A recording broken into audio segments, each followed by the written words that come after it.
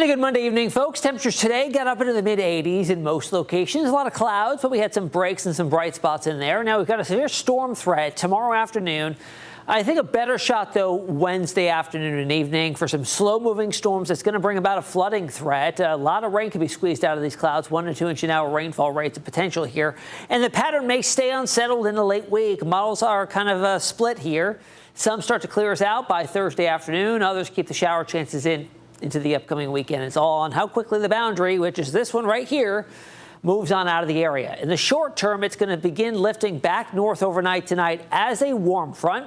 As it does so, we could have a few isolated downpours in here by tomorrow morning. But once it lifts clearly to our north, we'll see some sunshine tomorrow, and then we'll see the atmosphere destabilize and give rise to some development of some showers and thunderstorms later in the day. 75 overnight tonight, partly cloudy, isolated storm to the south early, and then by tomorrow morning closer to us. 93 tomorrow, partly sunny and breezy. Winds turning southwest behind that front.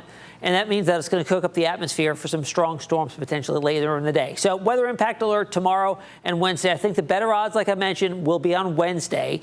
Damaging winds, main hazard here with some of the stronger storms, but all storms are going to bring about very heavy rainfall that could lead to that flooding threat. So stay weather aware. Here's Futurecast tomorrow morning. Again, there's the isolated thunderstorm, maybe a clap of thunder or two, and very heavy rainfall early tomorrow morning. That lifts out. We see some clearing of the cloud deck and some sunshine with a southwest wind. It'll be hot, it'll be humid, and that's going to destabilize the atmosphere. Models here not too bullish on widespread storms tomorrow afternoon and evening. Very isolated here. I think it might be a little more active than what it's showing here. But overnight, there's another line of some storms coming through, especially to the north. And by Wednesday morning, this looks to be the more active day. Here's our boundary that was to the north as a warm front tomorrow. We'll start to slide back south as a cold front and get hung up across our area. So we'll see wave after wave of moisture, thunderstorms, downpours rolling through the area throughout the day, bringing with it the heavy rainfall and likelihood of some possibilities of some areas of flooding. And here we are right through the overnight, Wednesday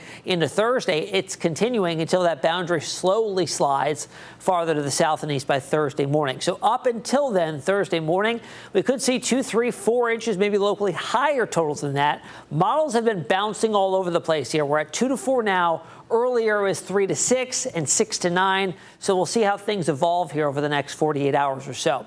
In the tropics, we do now have Bertha, barely a tropical storm at 40-mile-per-hour winds, expected to pretty much move its way to the northwest and then due west up and over New Orleans, and then potentially as a remnant low up into the Houston area, southeast Texas, bringing with it some heavy rainfall and some storm surge possibilities up through coastal Alabama, Mississippi, and New Orleans and Louisiana. 93 tomorrow, 91 on Wednesday. Still some storms possible on Thursday, and maybe even a few showers lingering on Friday. Cooler behind that boundary, though. Temperatures in the low 80s through the rest of the week before slowly ramping back up to 90 by Monday.